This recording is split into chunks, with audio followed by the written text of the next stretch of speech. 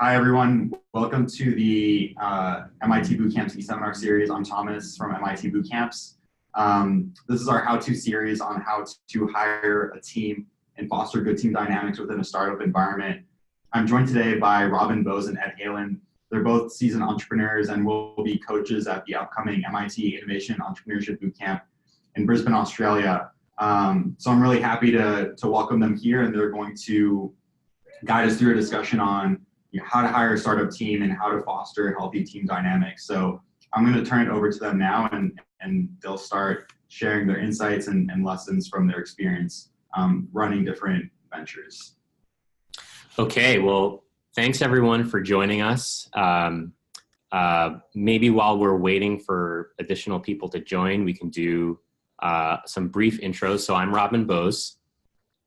I have my colleague Ed there, who's so just a little bit of background on Ed. He's founded two software companies. One is an email marketing company with 200 people based in Boston. And he's currently started a HR software company with 7 people based out in Colorado. Ed? Great to meet everyone. Thanks again for coming. So just to give a quick background on Robin, and what we're going to do is we'll go through and first talk about how to hire a startup team. I'll kind of lead that session. Robin's going to talk about some dynamics of managing teams going forward. Robin has previously founded both an HR software company, which he's founding at the moment, and then also 2 social enterprises, both of which were people, and then previously ran market development and growth strategy at a company that IPO'd. And we were originally classmates at MIT. Great. So it seems like folks are coming on and also introducing themselves, so that's great. Why don't we give it kind of another minute or another couple seconds and see if we get a couple other folks, and then we can kind of get started.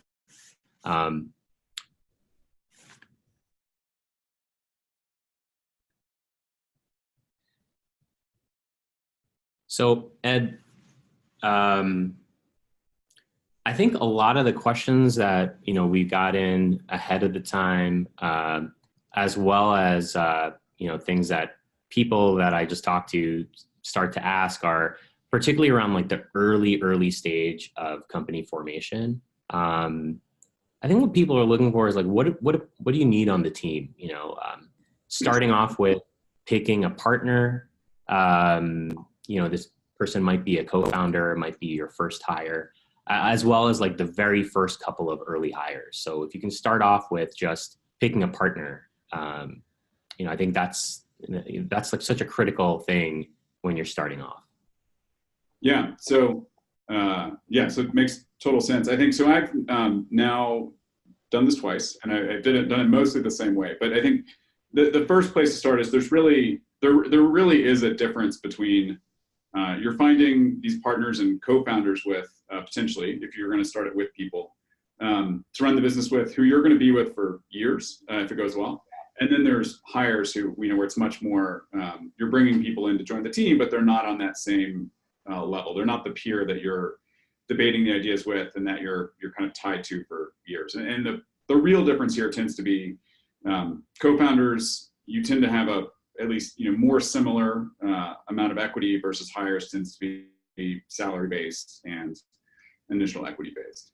So I'll first just talk through how I founded both my companies. So first company, Klaviyo, I knew I wanted to start a company, had been kicking around a bunch of ideas, and ultimately, and talking to a bunch of different people I knew as potential co-founders, and ultimately ended up starting a business with Andrew, who I'd worked with for 2 or 3 years.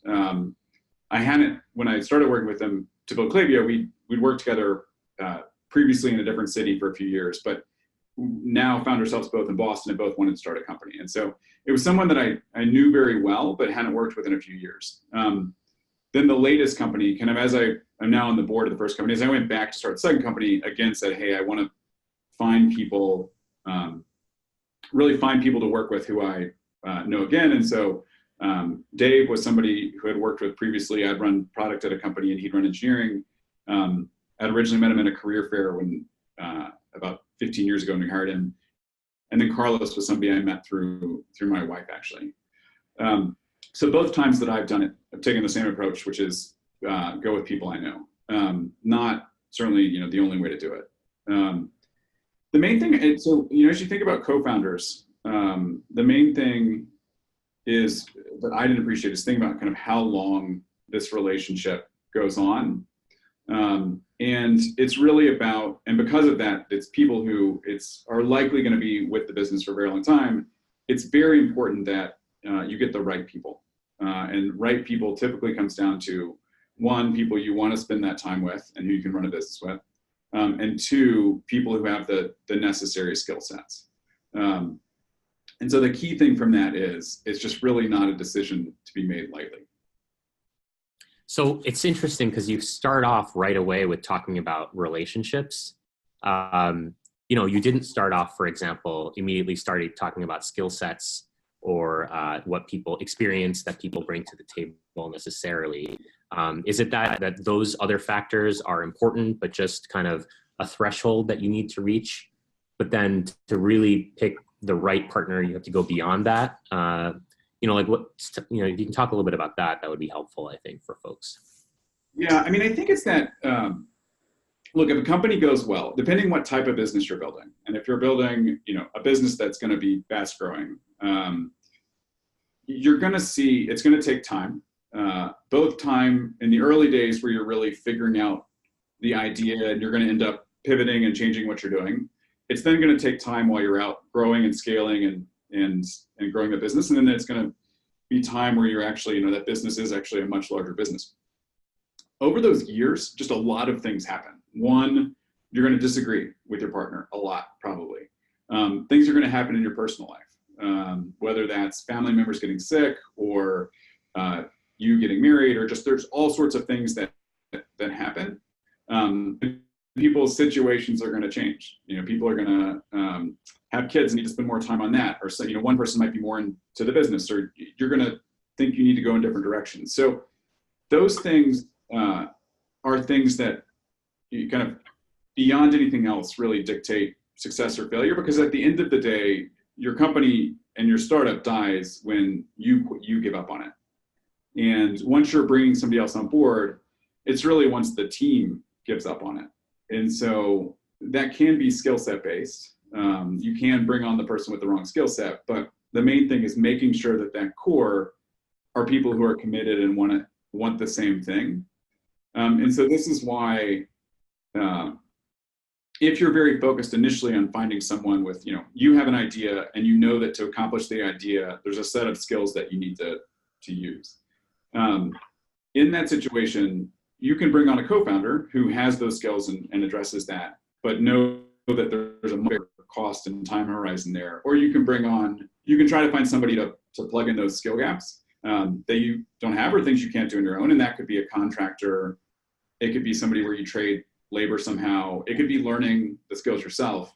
But that's just a inherently much shorter transaction. I think one mistake I've seen friends make is if you find the perfect skill set match and somebody who complements your skills, but they're not somebody that you can necessarily work with for years, or where you're going to be able to have that trust and that type of relationship, if that falls apart, you're not, it does you and the business no good, because you then are stuck with complicated equity situations, or you have to go find another person. It really doesn't accomplish like having an actual team to build a business. Yeah, no, I actually totally agree, and I think that makes a lot of sense. So you talked a little bit about how you found, in both cases and for both of the startups that you started, how you found people. So for people who are on the call or watching the webinar, where do they, what do you suggest? Like where would I go find people when I'm getting started? Yeah, so it's a great question. Because I think the first thing I think you need to think about, I think if you're coming to the table with an idea, and I think in both my cases, I came with a rough idea, but I knew that idea would evolve a lot over time. But if you have some idea, that's a starting point. I think first, it's likely that idea is going to end up changing, and it's going to end up changing because as soon as you put that out into the world, real people are really tough to predict. And so you find that their needs are slightly different, or that there's pieces of your idea that are wrong. You get new ideas that you can make this even better. And so the key thing is being able to kind of take that, and then, so as you think about finding someone, think about in its current form around the idea, what are the skills that you have and the skills you may need, and try to just get a rough sense for the type of person that you think you work well with. And I think once you have that, I would say add on a couple things, like having someone you can really trust, who has similar motivations to you, if you can, is incredible. Because even if there are times when it's hard or times when you have different skills, it makes it just much easier to, you trust each other. And so you can just rely on them. You can have the open conversation. So it sounds like you found that because you had previously worked with a couple of folks. So, where should people look? Is that really the key place, or you go to friends and family, or? Yeah, so I think there's a few ways to do that. So one is people you've worked with. The second is people you know directly, and so you have that built-in trust because you know them. Then there's people that you don't know directly, but people you know directly, and they have very high trust with. And this gets a little more tenuous, but if I think about my co-founder, Carlos, originally I didn't know him. He knew my wife, but then I got to know him over a period of a year. And so went from that, like, hey, very high trust relationship with somebody else I know, to I started to build that relationship. So if you go through those networks though and you don't have it, it's there's skills you need, or the partner you need is not someone that someone you knows, or someone you've worked with in the past. I think the first thing I would push is, if you really think about whether or not you need that person, are there ways you can do a little bit of that? You can make progress on that yourself, because then you'll really learn more about what you need in that person, and see if that's possible. But if you still need somebody, I think that the key thing is, okay, how do you get to that point where you can both validate their skills, validate that you can have a good working relationship, and also validate that you think they're a high trust person? And so this comes down to finding people, putting yourself in situations where you might find people, whether that's startup meetups or otherwise. Working with people. I think if you can structure this at first, and we do a project together, we spend some time together, we take time, because this is such a long-term relationship, know that it might take 6 months or a year, but invest that time in them and finding out if they're a good fit. And then I think finally is just evaluating people to try to make sure you understand them and their motivations. And this is, I personally think this is a game of references and getting to know people who know them, and just find people who have that experience with them over many years, because that's the best indicator of kind of who they are and how this might go, as you know them and work with them for many years. Yeah. So and then so this is kind of, we've talked a lot, particularly about co-founders. It sounds like a lot of these same lessons would apply to your first couple of team members. So, or is that different? What do you think about when, you have a co-founder and you guys are now spending time looking for your first few employees? You come to a point, like, when do you start to hire, and what do you look for there? Yeah. So I think the biggest question at all there is, do you need to hire? And figuring out when you hire. And so the two times I've done this, the first time my co-founder and I decided to not hire for as long as possible. And so we went almost 3 years before we made that first hire. And the reason we did that primarily was that we didn't have any money. And so we had to build the business to a point where we could actually hire somebody. And what it meant is there was a lot of things we didn't know how to do that we learned how to do. For example, for myself, I had a tiny bit of experience with digital marketing, but learned how to do digital marketing. And the key thing, as you think about that, the nice thing about that is, when you hit that point where you start to hire, where you have the money to hire, either your business can raise money or you've got real revenue and profit to hire from, is that everyone who you hire, you've done their job to some extent before that point. And that means you have a very just intuitive grasp of who you want and the types of skills you want. And you're still going to mess it up, but at least you have a much deeper bank of knowledge to do that with. Now, the downside that we definitely faced is that those 3 years were pretty brutal because we were doing everything. And so every single deal, if I sold a deal to a new customer, I would onboard them, I would provide all the customer support, and that meant that I wasn't doing more sales or marketing. And so also some drawbacks. Now, I think this time took a very different approach of raised the team. The co-founding team of 3 of us raised an angel round of funding about 3 or 4 months in. And this time we made our first hire about 8 months in.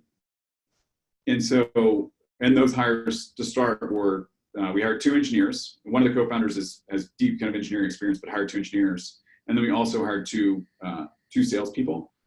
And I think but even with those, we still did their jobs before we hired them, or we'd done their jobs in the past. So we still at least had some insight into what they did. So yeah.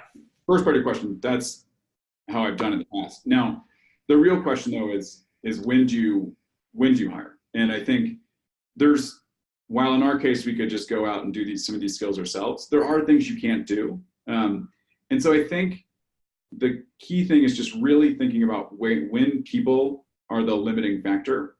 Like if you have your current idea, when there's no way to test it without having another person or another skill set. Yeah.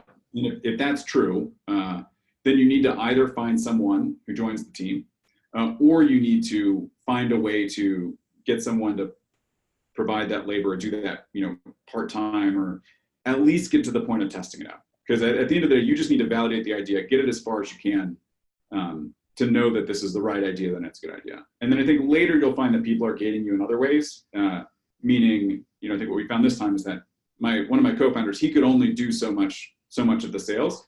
There were only so many companies he could reach. Clearly the limiting factor there was, hey, should we add somebody else? So yeah. I can really relate to this one right now. I feel like, I'm at like an extremely early age. I would say like the bleeding early age as a company. And I'm only doing the things that I haven't done before. And I'm like spending so little time on the things that I've traditionally done or have become good at. But I would say now versus even 2 months ago, my understanding of what I will have to hire for at some point in new technical roles or design roles for every function that needs to be taken care of, or every kind of category of skills that needs to be taken care of. My understanding is fundamentally different because I've done enough of it now to know that maybe the things I thought I was looking for before, or people advised me that were important before, like, yeah, they're important, but like these other things are more important. And then also you're building a mix on the team. It's not just about hiring for a function. It's about hiring for a team that's balanced, because people stretch sometimes across areas and become good at things that then you're like, okay, this person has some competency. Let me find a person who has a slightly different competency than simply like plugging people together, which isn't really forming a team. Right. That makes a lot of sense. Yeah, I think that's right. I mean, I think here's the thing, hiring is great because if you hire someone, there's work you don't have to do, and that's really nice. Right. And it's also prestigious. So people ask you how many people work at your company, and the bigger that number is, the more successful they think you are. But the issue is that neither of those things are success. Neither of those things make your business more successful. And so the big downsides of hiring are, it's time consuming. You have to find people. That takes a bunch of time. It's expensive. As soon as you're paying somebody, that's less time, less runway you have to run this business. And it also makes it like somewhat determines a path, meaning as soon as the more people you have, the harder it is to say, this was my idea, but actually I need to change that idea a little bit. And doing that with you or your co-founders can still be tough because you have to give up on part of the idea, but doing it with a whole team of people, especially if some of those people have skills that you don't need anymore, is incredibly tough. So hiring it's a very satisfying thing, and it feels very good, and it's external and people can see it. But in terms of like your odds as a success, which at the end of the day, you as the entrepreneur really care about your chance of success, and like, can you build a business that lasts, not can you just pay somebody's paycheck or do you look good? That is something that hiring isn't necessarily related to, and you just need to really think about, is that hire actually in the long term making me more likely to succeed? Yep. So why don't we turn a little bit to now, you've made the decision now to hire based off of some of the factors you're talking about. You realize that you've become like an over limiting factor on growth, and you need to hire for a particular competency. You've started to ask for referrals and meet folks. Now what? Like, how do you figure out what you want from the hire? What are you looking for in the role? And then how do you start to evaluate the people who you're starting to meet? Yeah. So I think first as part of this, I think it plays in well to a question that just came in, which is, how do you think about hiring self-driven people who are highly motivated, you think are going to grow, but don't necessarily have the skills? And so first, with any hire, in terms of how you evaluate the people for the role, I think one, the more time you spend thinking about what you want, and I think the best way to do this, for me at least, is to really write it down. Like these are what people, this is what that person is going to do. And then if I imagine, 6 months in, like evaluating that person and what's going to make that person an amazing employer, somebody who's just awesome to work with, what are the things I'm going to evaluate them on? And especially if you do that ahead of time, it makes it really easy once you start to find people to both compare people, but also be really diligent about, okay, is it just that I get along with this person, or is there something else going on? Are they very much like me, or is it actually that I think they're going to be amazing at this job? And so in terms of the decision about self-driven versus skills, I think both are great. I think you just have to be confident that they're going to get to where you need to be. And I think for different roles, it's a preference. It's going to matter more or less for different things. It's just kind of a personal preference. I've done both. I've had a lot of success with both. I personally probably bias slightly towards, for a lot of roles in the early days, it's hard to beat high trust and self-driven. And so if someone's, has the hustle and like really cares a lot and is somebody you can really trust, that's an amazing person to work with. So. Yeah. I think the thing about self-driven people is that it allows you to create accountability in an area. And if you have someone who maybe hasn't like built that skill set, but is eager to, then you can what you're looking for is the kind of folks who you can put on something, it's going to get taken care of. So you can then lean in on other things and just keep coming and checking back to see like, is this, do I need to redirect this person? Or are they going in a good path? But that there's an engine there, that they're moving forward. Sounds great. So it sounds like, there's another question that came in, which I think is also really relevant here. So, you have a co-founder, you've got a couple folks you're working with, either as contractors or as full-time hires. How do you build a team that's balanced? And as the team starts to grow, and how do you know what kind of additional people to pull into the team?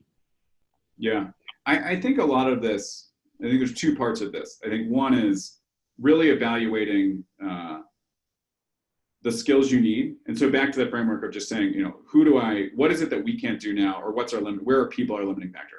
And so when that situation occurs, then being very disciplined about saying, this is the type of person we want, I think goes a long way to making sure it's balanced, and you're not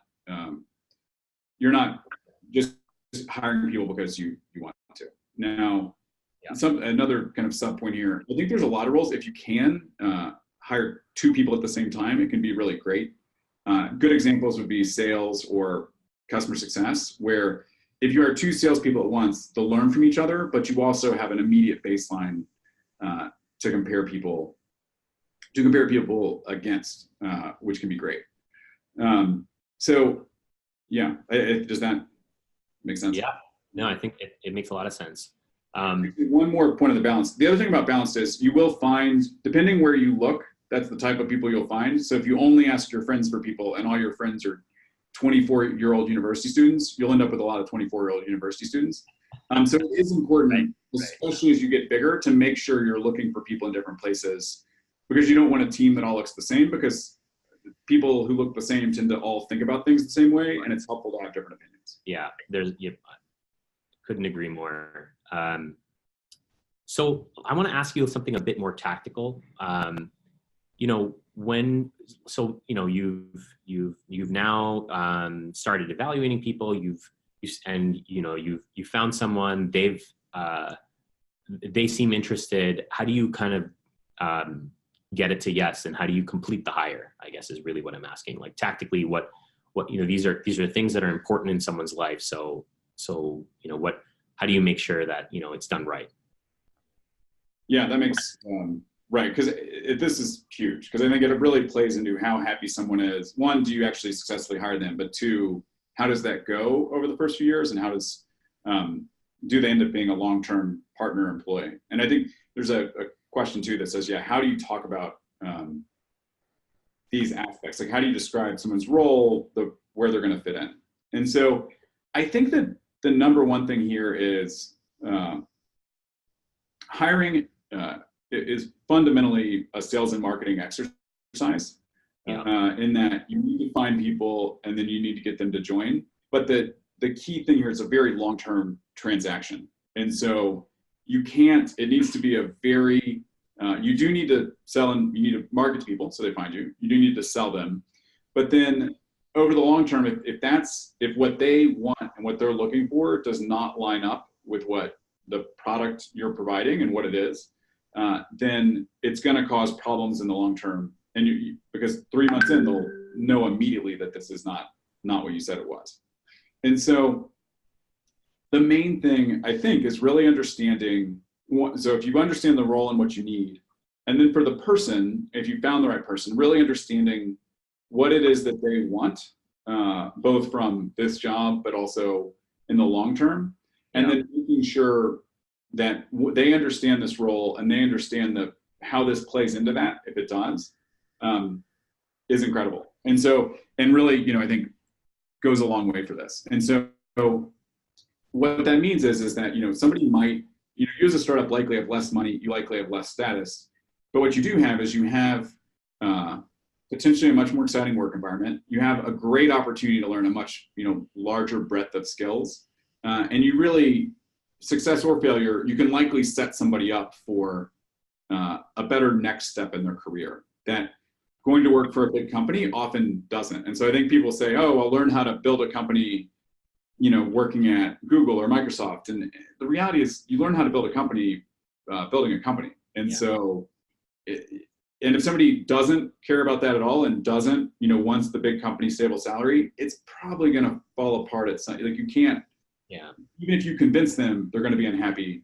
It's such a long and unpredictable road that having people who are kind of aligned, whose motivation is aligned to where, what the company's stage is, as well as where the company wants to go, is critical. And, just the likelihood of that person working out is so different if you can align that commitment. Maybe I can actually, maybe this is a good chance for us to kind of turn the tables a little bit and talk a little bit about, okay, so you've got a team or you've joined a team, now what? I think I couldn't agree more around making sure that, folks are aligned as you're growing and that there's balance, there's, a diversity of ideas coming from a diversity of people. In my experience, I found that inevitably leads to some conflict. And, I think that might be something worth talking about. I think there's a couple of myths that tend to predominate, not just in startups, but elsewhere as well. One of them is, you're going to get along with everyone you work with. I think that one's out the window for anyone who's worked on any kind of small team right away. I think the reality is that conflict is a kind of a natural result of working with a small team of people who are highly self-motivated, who are excited about creative control, and who care about the outcome. I think those three things just describe the kind of person who's attracted to a startup who you might hire in the first place.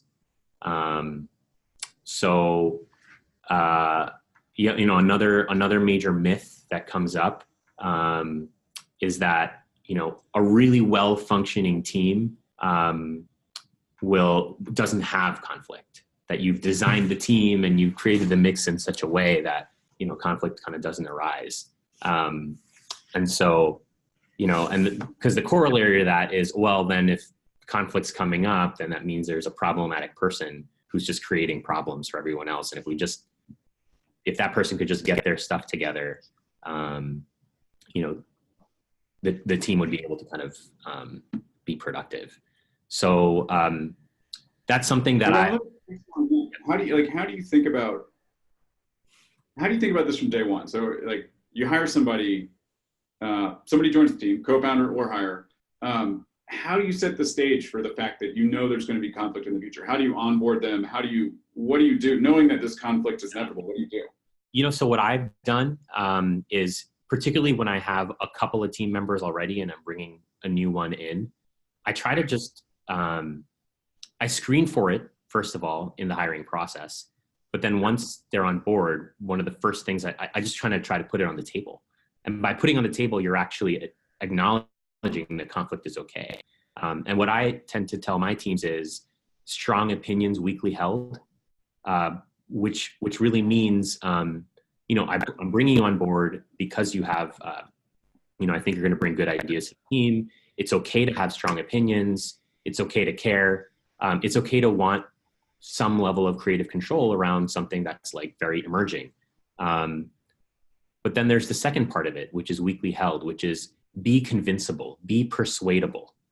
Expect that you're going to work with a group of people who you can persuade and who are going to expect to be able to persuade you that, to kind of think differently. And hopefully you come up with solutions to problems that are better than what either of you would come up alone.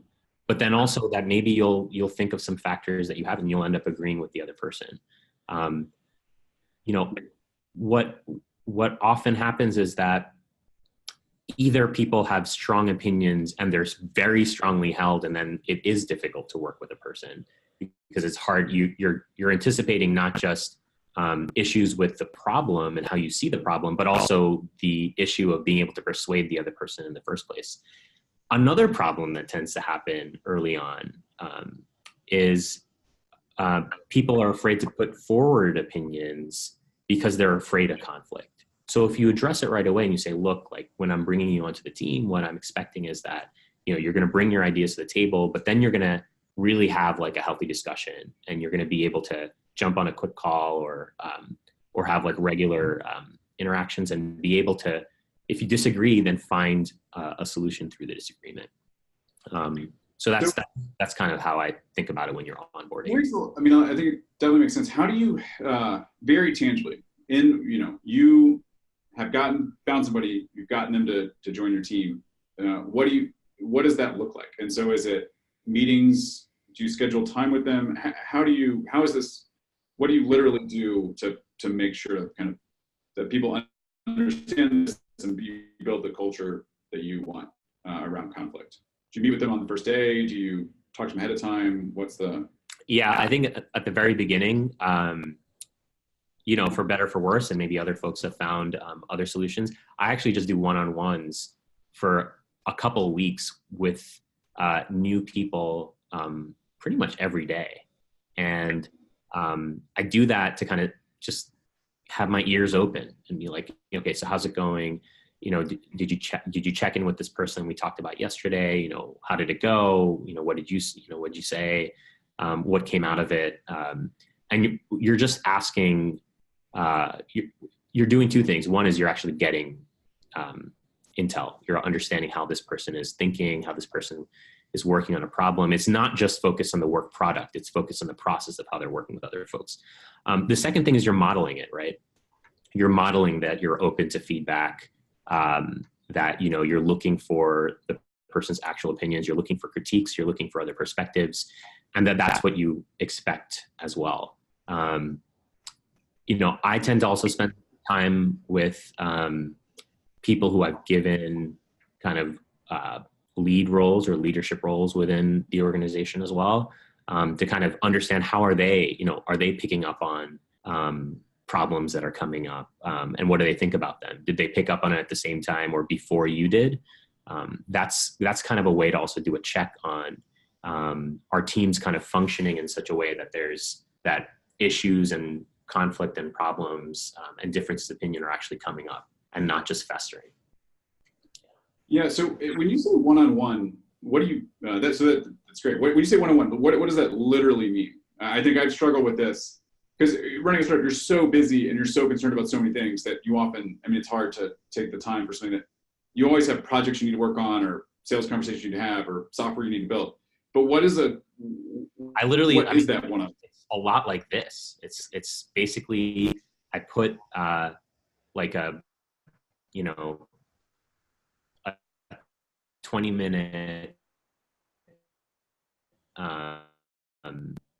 slot into the calendar, a couple of weeks, think about it as, and I do a call, you know, if the person's remote. Video or voice? And video or voice call? What's that?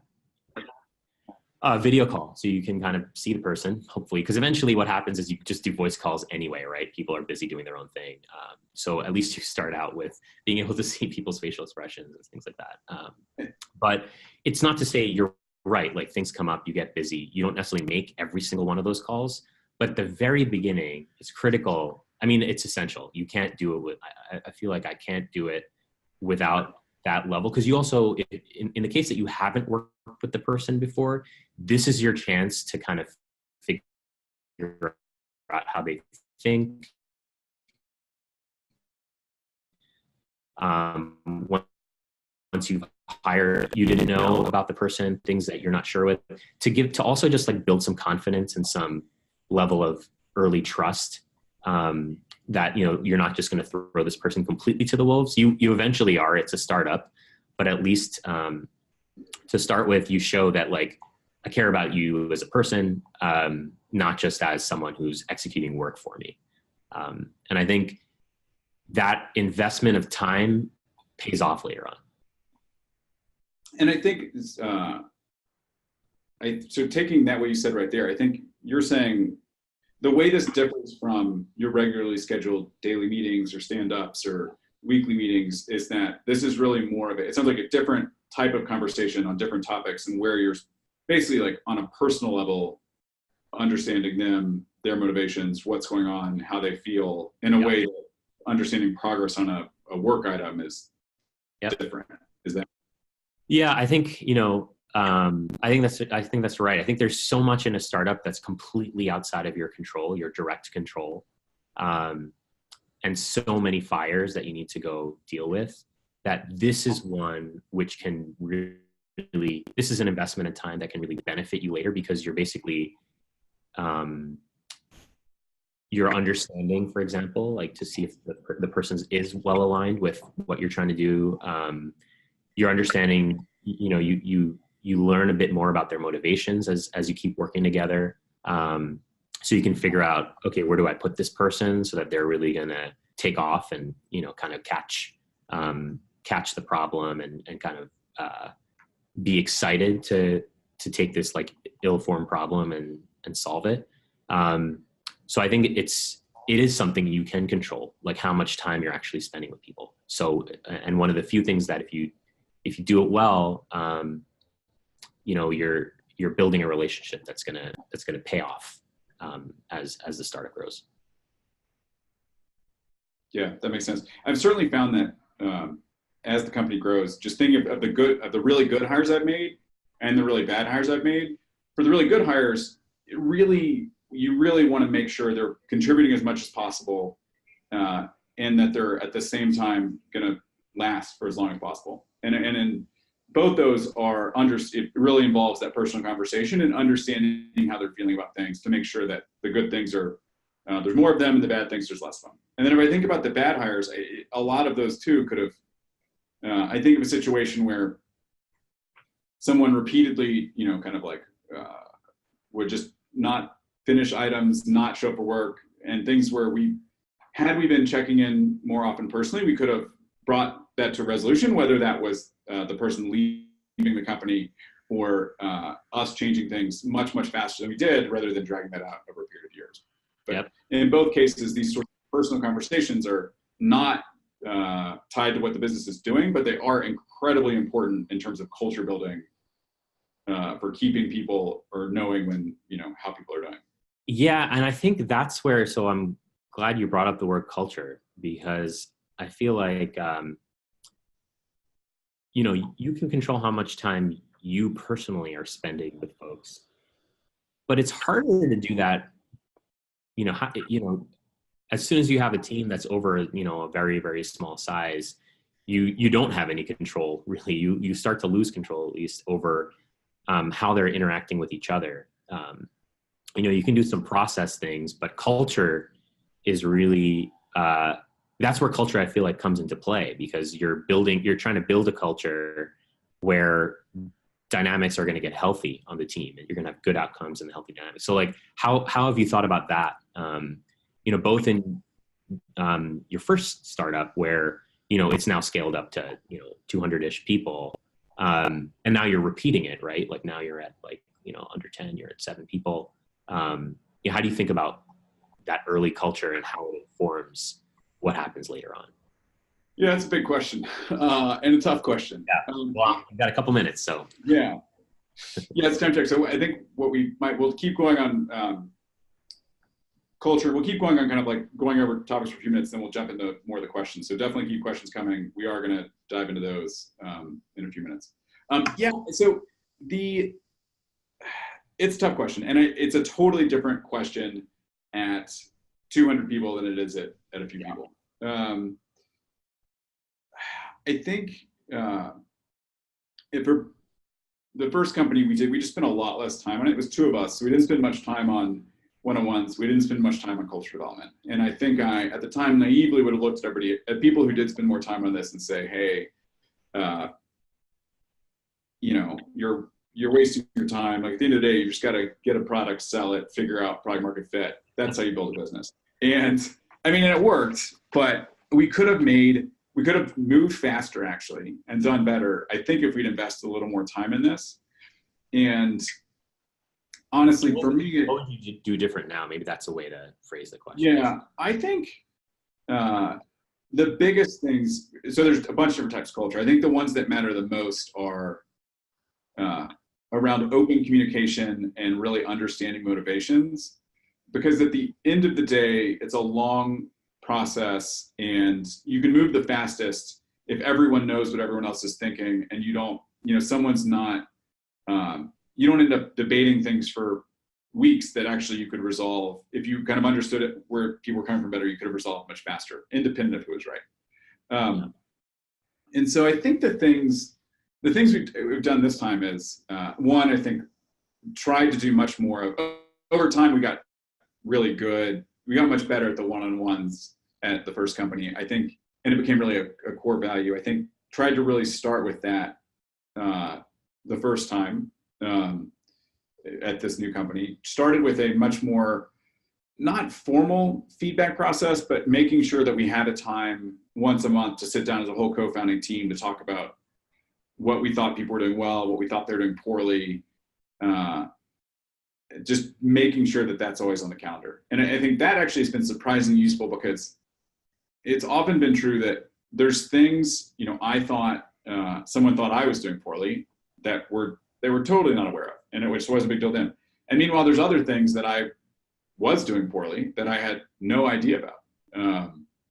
And so it just has meant that the whole thing is much easier. And what that ultimately means is this structure of one-on-ones, the structure of kind of monthly feedback, has meant that when we need to have a hard conversation or there's a hard decision to be made, hey, look, I think this, our idea needs to change. I think we need to go after these types of customers. I think we disagree on this, but we need to do, here's the path we need to take. it's been much easier because there's no underlying undiscussed emotions there. It can really be about the ideas, and we know everything else has been brought out ahead of time. So being more intentional is the number one thing. I could keep talking to you and asking you my own questions for another hour, but why don't we take the time then to handle some of the other questions that have come up. Robin, why don't you pick one and then either you answer or tell me to answer it. Sounds good. So,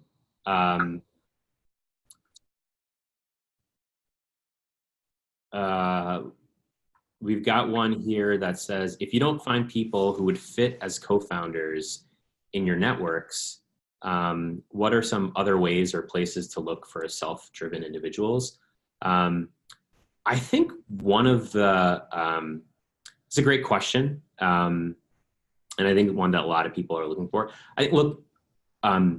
Your official place of work where you happen to be working now, let me start with this. It's going to take time. It's not something that you're going to just instantly find people. Maybe if you get lucky, you will. MIT Bootcamps, just as a plug, is probably a great place to look first. But aside from that, like finding people who you can work with and understanding how other people, like what their working style is, what they bring to the table, what kind of person that they are. Those are things you can do in other parts of your life too. So just get involved in things that you think matter. It could be work related. It could be outside of work.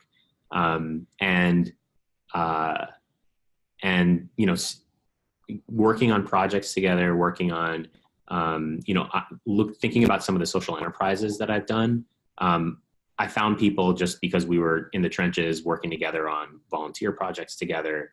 I met one of, the founder of Elevate Youth at a party at a friend's house. And he just was so passionate about this idea that I just wanted, and I thought I had something to offer, that I just kept, I set up time and saw if he was open to that. And we just kept getting dinners together. And, now we've got an organization that runs, weekly trips, and we've served over, 250 kids in under a year. And so I think, you'd be surprised as to, when you say that you don't have these people in your networks, you'd be surprised as to once you start putting yourself out there, you start attracting, like the magic happens, and you just start attracting people and you start having conversations. And even a conversation that doesn't go well, you learn from, and you're like, well, why did I feel like this person wasn't a great match for me? And, do I really believe that? And that helps you, the next time. So I think that's one. Do you have other perspectives on that? I think the things I'd say, I might just summarize part of what you said as: one, grow your network, but not in a fake way, but in a real way. And one of the best ways to do that is to do things.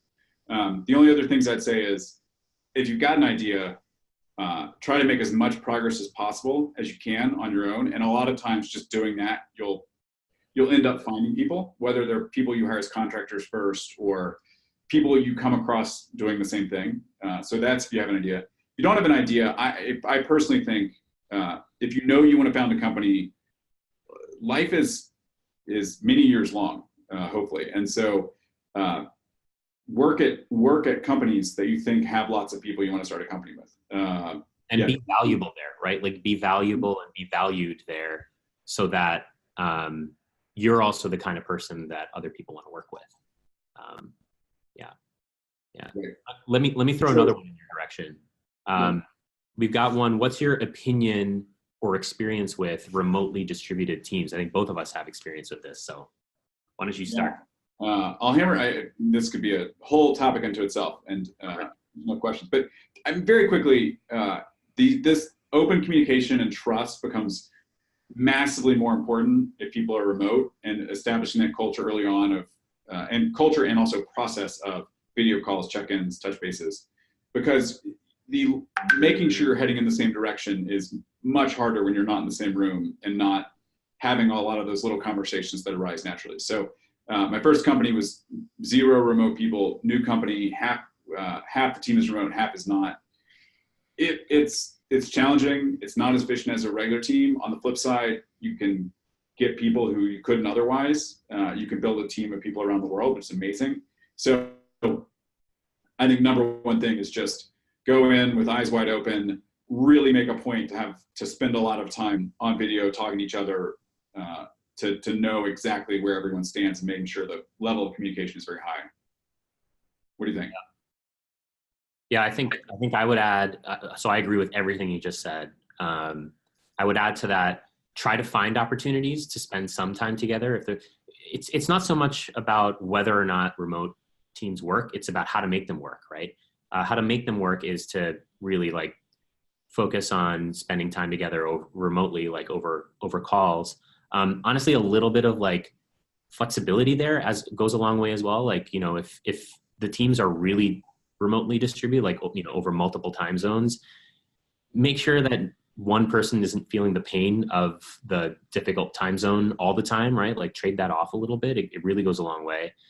Try to spend some time together, right? Like try to go visit. And I know, Ed, you did that a lot in the early stages of the current company. I'm also doing that and like trying to travel down and meet my architect who's remote. Because what you find is if you're doing the calls regularly, when you actually do spend time together physically, it can really just accelerate that process, and it just kind of builds on itself. And certainly if you're international, you know, just have a sense of, for example, of, you know, what the rhythms are that are different, right? Like next Monday is Martin Luther King Day. Some of the people I work with have no idea what that is, or at least don't know that it's a day. I shouldn't say they don't know what Martin Luther King Day is. He's internationally famous. But, and vice versa, right? Like know what's going on. You know, generally like those little things do go a long way. Yeah, I think it makes sense. I'm going to knock out a few of these questions very quickly. One, how do you evaluate junior engineers? I'm a big believer in references. It just always hurts. It always helps to talk to people who've worked with someone before. So don't hesitate to get references or find people that they've worked with. Two is I personally always try to come up with projects to really see what someone builds. And you know, you're not trying to get, this is not at all about free work from someone. It's really just finding some way to evaluate things they've built, because there's no better way to evaluate developers.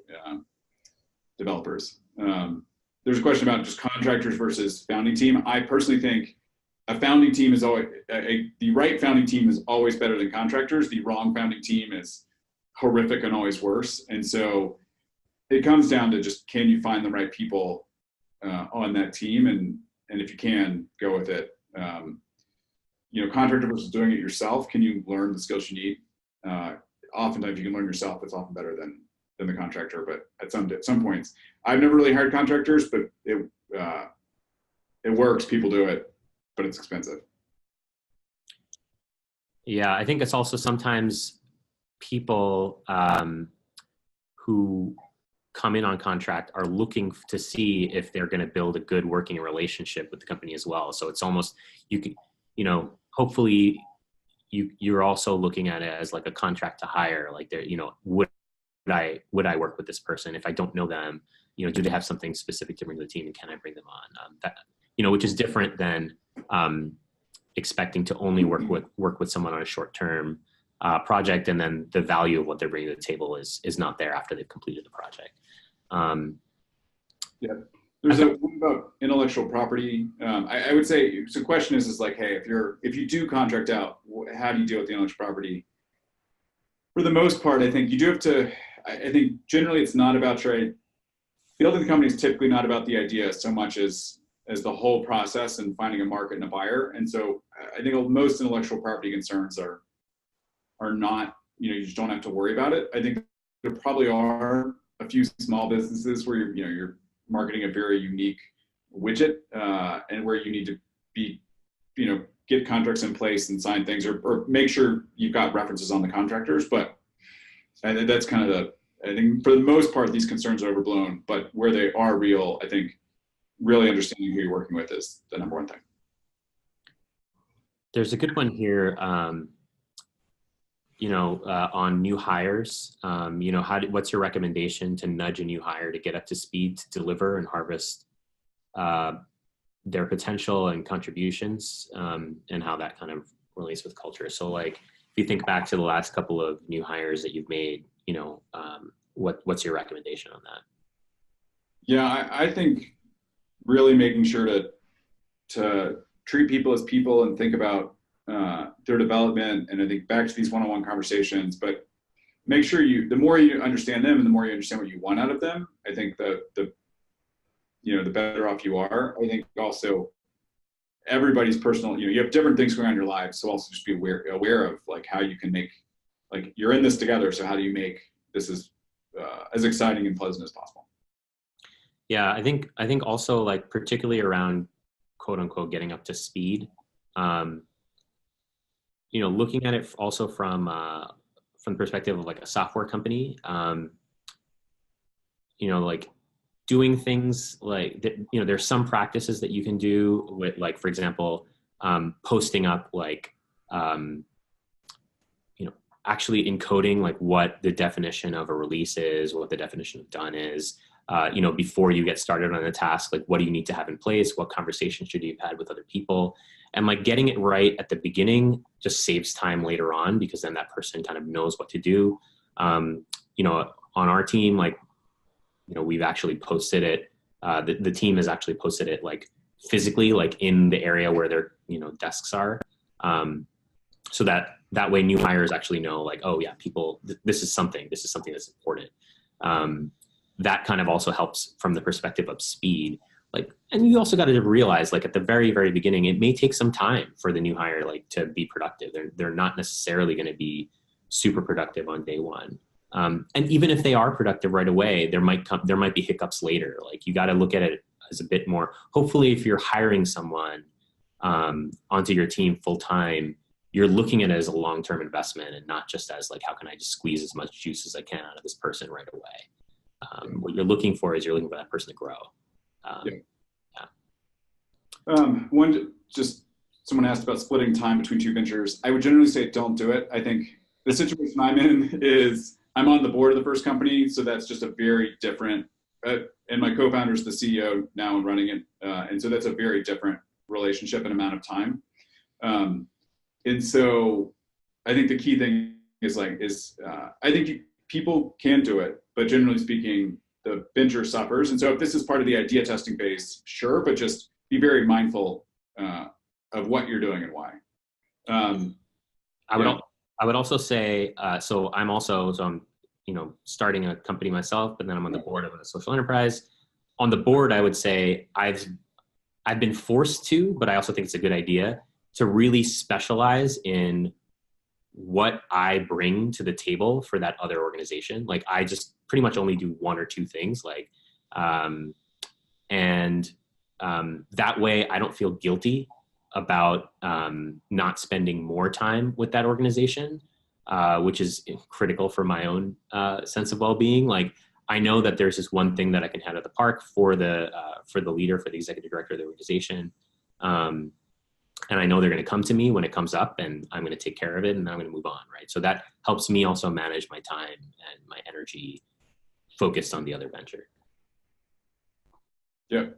So one question is like, hey, you hire someone and they think they should be a full-time partner. I would say, and this similar question previously of like, hey, just how do you balance who's the co-founder versus not? I think as direct and clear and open communication as possible. Understanding if fundamentally this person is someone who you have to have and you want them to be around and you do love working with them for years. I think the choice to make them a co-founder is one you actually can make. I think, otherwise, if you don't think of them that way, I think, and that also means that, hey, this is not somebody who's fundamental. I think that there's often some hard conversations that you have to have. I think the best thing is just to be 100% clear. And really understand what's at the root of it too. Because if they want to be, is it an equity question? Is it just a status question? Is it trying to understand what's going on? Because there might be some things that you can do, even if they're not, technically co-founder, or there might be that they don't want equity, and then they could just be it's co-founder in name, and it's a much different situation. So. Great. So I think we're all out of time for this webinar. So I just want to thank both Robin and Ed for joining us today and sharing this really amazing discussion on team dynamics. I know I've learned a lot, and I'm sure the audience has too. I want to thank the audience for joining us. Make sure to join us on our upcoming e-seminars where we'll be featuring innovators and entrepreneurs like Ed and Robin to share what they've learned in running different companies and different ventures. They'll be, again, coaching at the upcoming bootcamp in Brisbane, and there'll be many more opportunities in the future to attend bootcamps and interact with entrepreneurs like the ones we feature in these seminars. So thank you, and until next time. Thanks, guys. Bye. Thanks a lot.